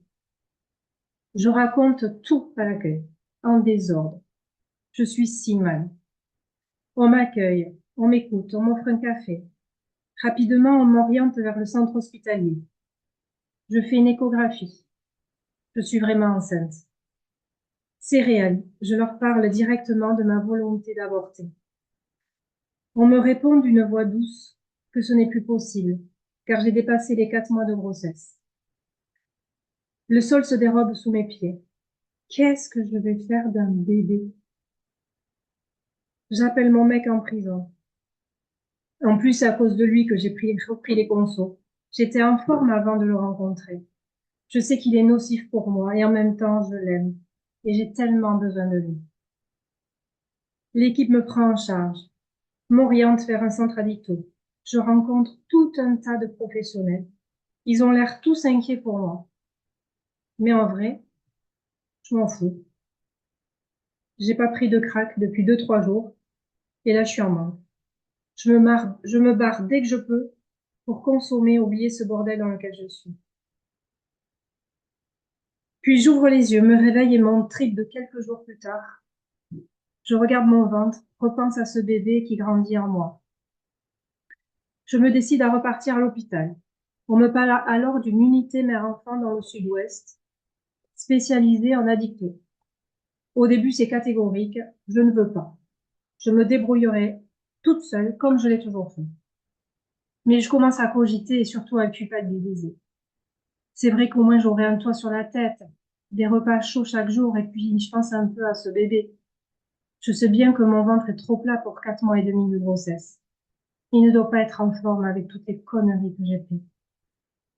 Ma décision est prise. Je vais aller dans ce centre. On verra bien, ça peut pas être pire de toute façon. C'est une vieille maison à la campagne. À peine arrivée, j'ai envie de partir. Je vois bien que les soignants ont envie que je me sente bien, mais je suis tellement mal dans ma tête et dans mon corps. Je reconnais le manque de cocaïne qui grandit en moi. Je me rends pas compte à quel point je suis agitée, je parle fort. Je peux pas me reposer ni arrêter de réfléchir. J'ai plein de trucs à régler chez moi. Ma voiture est garée n'importe où. Et puis il faut que je voie ma mère, qu'on parle de ce qui m'arrive. Donc j'en parle aux membres de l'équipe. Ils hésitent et finissent par accepter. Je serais partie dans tous les cas. Ils ne m'auraient jamais revue s'ils avaient refusé de me laisser partir. Putain, je fais ce que je veux, non? Je pars donc quelques jours chez ma mère et ma sœur. Ça s'est si mal passé. Je leur ai dit ce qui me prend la tête depuis le début. Je pense que mon mec n'est pas le père du bébé. Les dates coïncident avec une relation d'un soir que j'ai eue avec un homme noir. Ma mère me répond que si c'est le cas, Je n'ai qu'à accoucher et abandonner le bébé à la naissance, dire à tout le monde que mon bébé il est mort. Elle est horrible, elle est si dure, je suis furieuse contre elle. J'ai pris de la cocaïne durant cette sortie, j'étais tellement sur les nerfs. Je reviens au centre, épuisée. Je me jette dans les bras de l'éducatrice qui vient me chercher. Je suis si contente d'avoir la possibilité de revenir. Je ne pense plus qu'à une chose, réussir à me poser pour enfin prendre soin de ce bébé. Je ne sais pas encore si je vais l'abandonner sous X ou le garder. J'accepte les mains tendues, j'accepte qu'on prenne soin de moi psychiquement et j'essaie de prendre soin de moi physiquement. Je me pose les quelques mois qui me restent de grossesse. Je parle souvent de mes doutes concernant la suite à l'équipe et à la psychologue. Je comprends que la réponse ne viendra pas d'eux mais de moi. Les éduques m'amènent voir une juriste qui m'explique l'accouchement sous X. Je réalise que je ne pourrais sans doute pas faire ça. Peu à peu, je prends soin de mon ventre, je le caresse de temps en temps.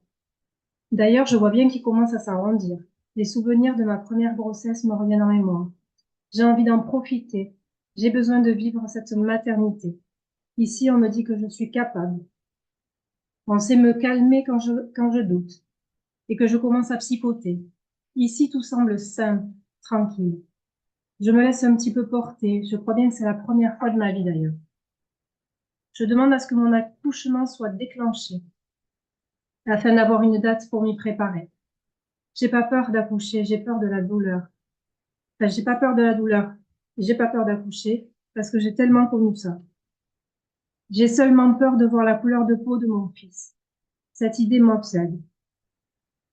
L'accouchement se passe bien. Je suis avec 2 éducatrices du XAPA pendant 2 jours.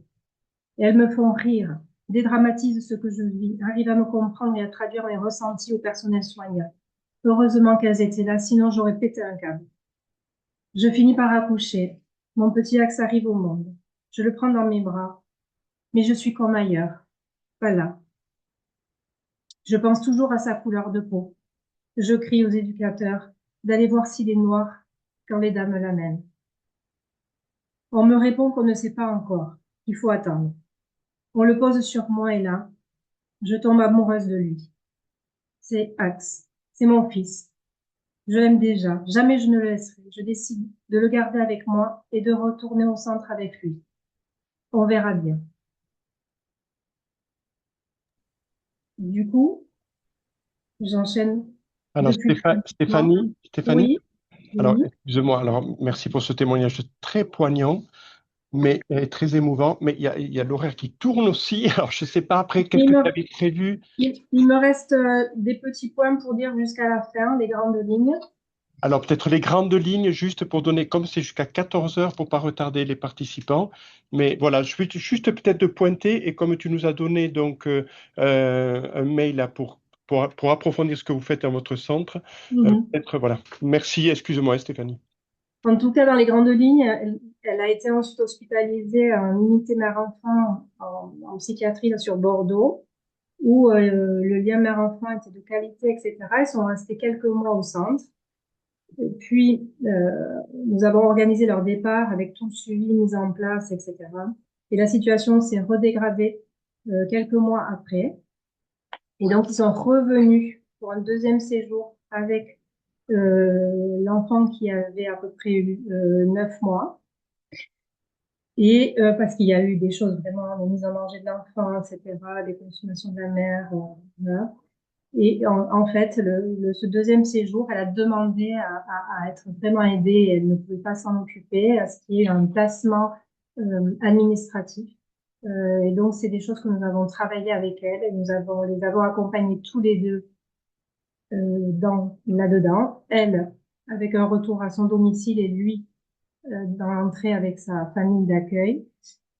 Et il est toujours placé, ça s'est judiciarisé depuis, et nous avons voilà toujours des nouvelles et elle essaye de se soigner, un peu en discontinu, mais voilà, en tout cas, elle garde toujours le lien avec nous. Un grand, Merci. grand merci pour ce témoignage et pour le travail formidable que vous faites. Désolé d'avoir un peu écourté, Stéphanie, Oui, vraiment.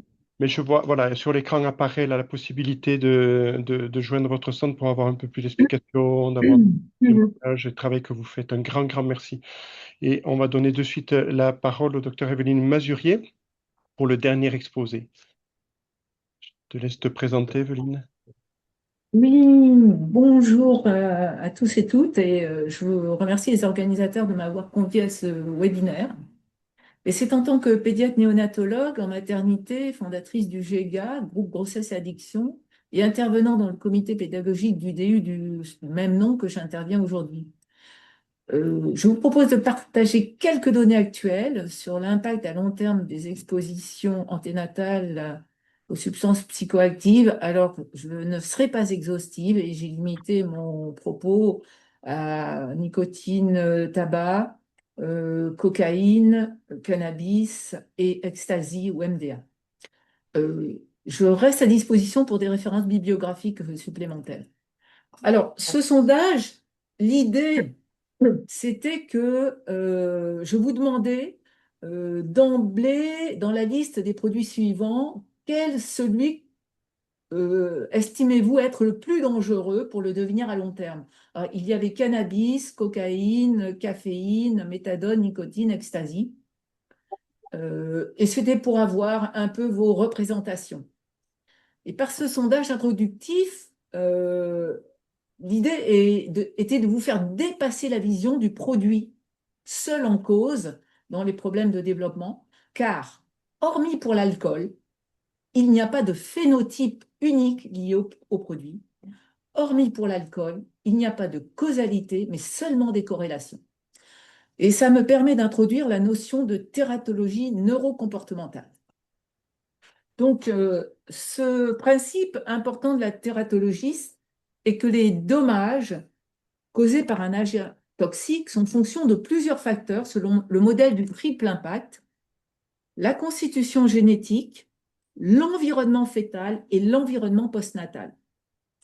Bien sûr, vont intervenir la dose de l'agent en cause et le stade de développement du fœtus au moment de l'exposition.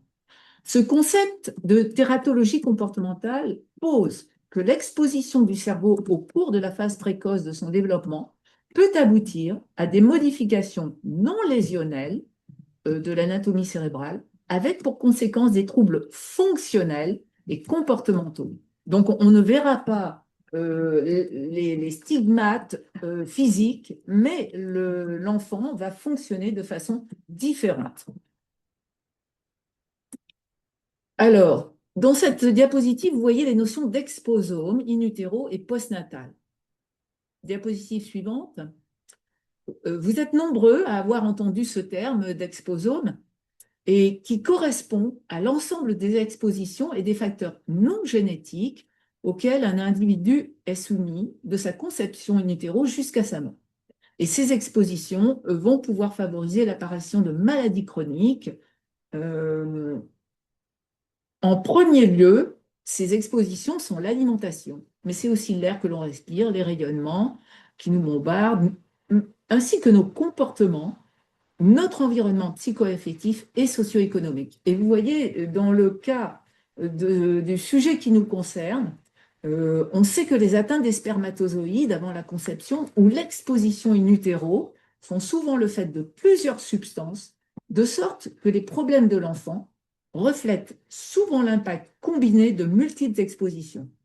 Et plus largement, l'environnement, comme l'a rappelé les précédents orateurs Hélène Donadieu et Michel Dunia, l'environnement de vie des femmes usant de substances psychoactives et ou le coparent, tels que vie chaotique, soins prénataux inadéquats, comportement à risque, entourage qui les expose à la violence, conditions de vie stressantes, auxquelles se rajoutent parfois des vulnérabilités d'ordre psychologique. Tout cela peut entraver les chances de l'enfant d'atteindre son plein potentiel de développement et d'apprentissage.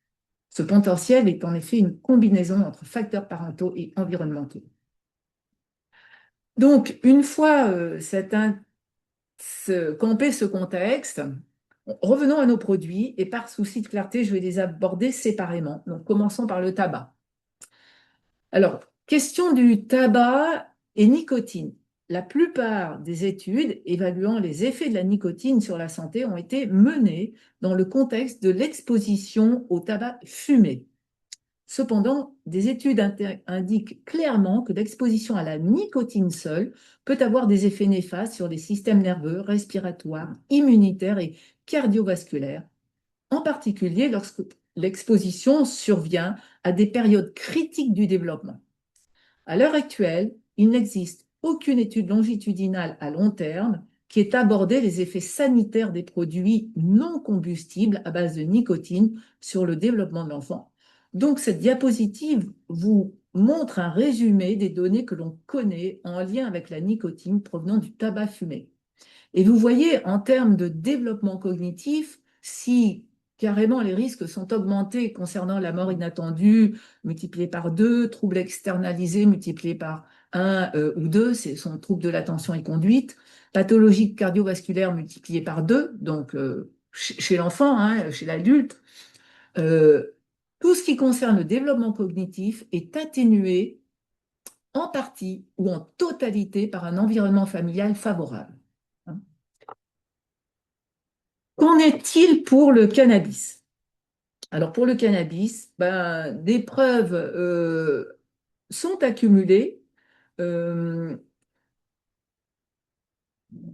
Par contre, dans certains cas, les données sont peu probantes, hein, concernant les troubles internalisés du spectre autistique. Par contre, animation suivante, les preuves sont accumulées, montrent que l'alcool et le cannabis, lorsqu'ils sont administrés ensemble, altèrent de manière synergique le neurodéveloppement dès les premiers stades de gestation. C'est vraiment très, très important, ça. Alors, c'est vrai que les études ont été faites chez le poisson zèbre, chez la rate. Donc, des études sont nécessaires chez les êtres humains avec des enquêtes épidémiologiques à méthodologie solide. La prochaine. Pour ce qui concerne la cocaïne, alors, Franck et Al n'ont pas trouvé de preuves convaincantes de conséquences développementales liées directement au produit. Animation suivante. Pour cette chercheuse, la prise en soins cliniques et sociales pendant la grossesse, puis après la naissance de la mère et de l'enfant, est justifiée en tenant compte des multiples facteurs associés possibles et non pas uniquement en présumant des éventuels dommages à long terme liés à l'exposition intra-utérine à la cocaïne. Vous voyez, le témoignage précédent était excellent de ce point de vue-là. Oui, certes, il y a ce fameux crack, mais il y a tout le reste autour qui va faire qui va impacter d'une façon ou d'une autre le développement de l'enfant.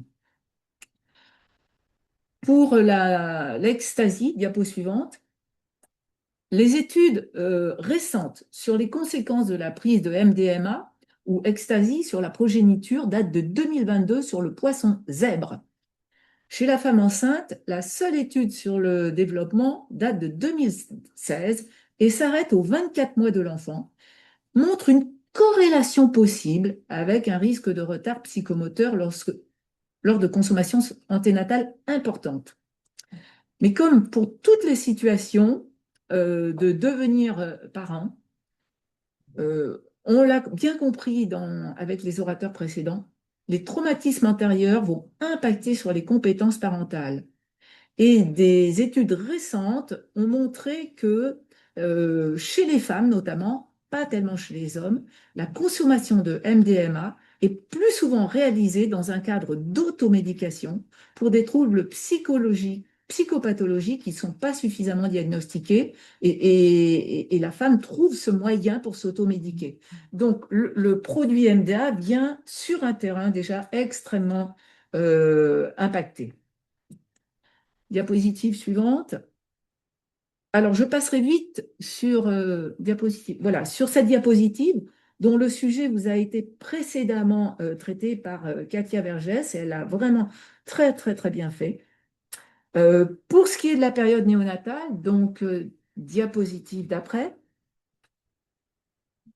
il s'agit de poursuivre l'alliance avec la mère, construite en anténatal, ou de la construire en postnatal, c'est un enjeu essentiel qui est la base du soutien au développement de l'enfant. Donc, animation, s'il vous plaît. Soutien qui va de la naissance à l'adolescence. Et bien sûr, on intègre, lorsque le coparent est là, le coparent, parce que c'est très important. Diapositive suivante. Donc, pour ce faire, toute une constellation de professionnels va se retrouver autour de cet enfant et le parcours Cocon en est une belle illustration. En conclusion, que garder? Alors, je ne le redirai pas assez, nous devons, nous professionnels, de replacer le produit au sein d'un environnement plus large, éviter de faire des raccourcis. Bien sûr, hein, on n'oblitère pas les mécanismes physiopathologiques, mais nous pouvons être des acteurs de premier plan pour rompre, comme l'a indiqué Michel Dunia, les trajectoires de vulnérabilité mère-enfant. Et les associations sont vraiment à connaître. Cannabis, alcool, cocaïne, alcool, opiacés, tabac. Merci de votre écoute attentive. Oui. Et passez la dernière diapo, s'il vous plaît. Voilà. Voilà. Et Voilà. je voudrais vraiment rebondir sur le fait que la majorité des femmes enceintes, on l'a vu dans le témoignage, souhaitent donner naissance à un bébé en bonne santé qui se développera au mieux. Un grand merci, Evelyne, pour cet exposé. Voilà, donc nous finissons par voilà, les références qui s'affichent. Voilà, on passe. On va voir juste une conclusion de tout ce qui a été dit. Alors, on a vu qu'effectivement, c'était une problématique très complexe, multifactorielle, et qui a souvent été tabou en plus, maladie chronique, avec ce défi d'une alliance thérapeutique sur le long terme. Et ce terme de bienveillance qui est revenu à plusieurs fois. Phénomène en pleine expansion, nécessité d'être informé, l'impact mortifère de toute substance psychoactive sur le devenir de bébé et de sa famille, l'importance de la prévention, anticiper, repérer, informer, accompagner. Alors, la pluridisciplinarité ou transdisciplinarité et les approches qu'on a eues de façon très concrète ici. Vraiment un grand, grand merci à tous les intervenants du travail qu'ils font, de cette approche qui nous a vraiment éclairés. Donc, on reste bien sûr à votre disposition avec des mails qui sont possibles nous concernant.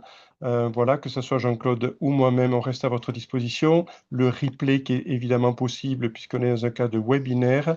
Et puis, donc, Alors, voilà, au niveau des questions, je me penche vers Caroline qui est juste là. Pas de questions. Apparemment, les exposés sont très clairs.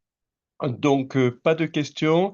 Et juste pour informer que le prochain webinaire est fixé le 23 septembre avec voilà, une mouture un peu particulière et qui va être assez passionnante puisque ça va être autour d'un documentaire qui vient de sortir, qui a été filmé à Robert Debré dans un service des soins intensifs du tout petit, l'hôpital des premiers jours, qui va lancer un débat autour de tout ce qui se vit dans ces services ultra performants.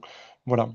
Donc ça va se dérouler très probablement en mixité, c'est-à-dire qu'une partie se fera à l'amphithéâtre de PPR à Toulouse avec la présence de l'équipe de néonatologie du CHU de Toulouse. Il y aura en visio très probablement le réalisateur. C'est à confirmer. La date retenue, c'est le 23 septembre de 18h30 à 20h. C'est la veille de la rencontre du groupe d'études en néonatologie et l'avant-veille des grandes journées du réseau. L'idée est d'échanger ensemble à la fois sur la vie et l'accompagnement dans les services de néonatologie avec le NIDCAP, le soin de développement, le soutien à l'allaitement maternel, le pot à pot et tout ce qu'on peut voir, mais aussi faire connaître aux gens qui travaillent après, au retour à domicile, aux rééducateurs, aux accompagnateurs, qu'il s'agisse des kinésithérapeutes, des psychomotriciens, des orthophonistes, des ergothérapeutes, des orthoptistes, ce qu'est vraiment le séjour en néonatologie. Et l'idée est d'inclure ce film dans la formation du DU des années à venir. Voilà, donc tout ceci est confirmé, c'est-à-dire 23 septembre, 18h30 à 20h. Une partie se fera en webinaire pour pas obliger les gens à se déplacer et une partie se fera en présentiel. Voilà, nous vous souhaitons une bonne après-midi. On vous remercie encore de votre participation, en remerciant tous les intervenants et en vous disant que le plus souvent, quand on fait les webinaires, c'est vraiment un point de départ pour que chacun puisse avoir une recherche individuelle sur ce thème, tout en sachant que l'ensemble des acteurs et l'ensemble des intervenants est bien évidemment à disposition et vous pouvez retrouver toutes les coordonnées dans le replay. Voilà, merci et bon après-midi à chacun.